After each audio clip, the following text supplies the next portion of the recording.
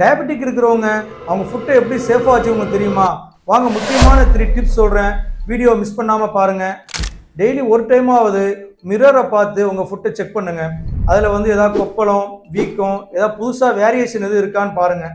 Suppose அந்த மாதிரி எதுவும் இருந்ததுன்னா நீங்களாக எதுவும் ட்ரை பண்ணாமல் ஒரு டயபெட்டிக் டாக்டரை பார்த்து நீங்கள் கன்சல்ட் பண்ணுறது ரொம்ப உங்களுக்கு யூஸ்ஃபுல்லாக இருக்கும். அடுத்து நீங்கள் ஒரு ப்ராப்பரான ஃபுட்வேர் யூஸ் பண்ணுங்கள். நீங்கள் வந்து ஷூஸ் யூஸ் பண்ணுற நபராக இருந்தீங்கன்னா ஒரு வெல் ஃபிட்டிங் ஷூஸ் யூஸ் பண்ணுங்கள். அடுத்தது நீங்கள் ஸ்லிப்பர் யூஸ் பண்ணுற ஆளாக இருந்தீங்கன்னா ஹை ஹீல்ஸை வந்து அவாய்ட் பண்ணிக்கோங்க. அது மட்டும் இல்லாமல் ஒரு அட்ஜஸ்டபிள் ஸ்லிப்பர் யூஸ் பண்ணும்போது உங்கள் ஃபுட் வந்து ரொம்ப சேஃபாகவும் செக்யூராகவும் இருக்கும்.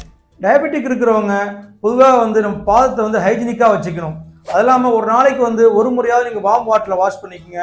அதெல்லாம் உங்கள் பாதத்தை க்ளீனாகவும் எப்போவுமே ட்ரையாக வச்சுக்கிற மாதிரியே உங்கள் பாதத்தை பார்த்துக்குங்க. இந்த மாதிரி ஃபுட் ரிலேட்டடான வீடியோக்கு என்ன ஃபாலோ பண்ணிவிட்டு நீங்கள் டயபெட்டிக்காக ஸ்ட்ரகிள் பண்ணிட்டு இருக்க நபராக இருந்தீங்கன்னா ஃபுட்வேர்னு கமெண்ட் பண்ணுங்கள்.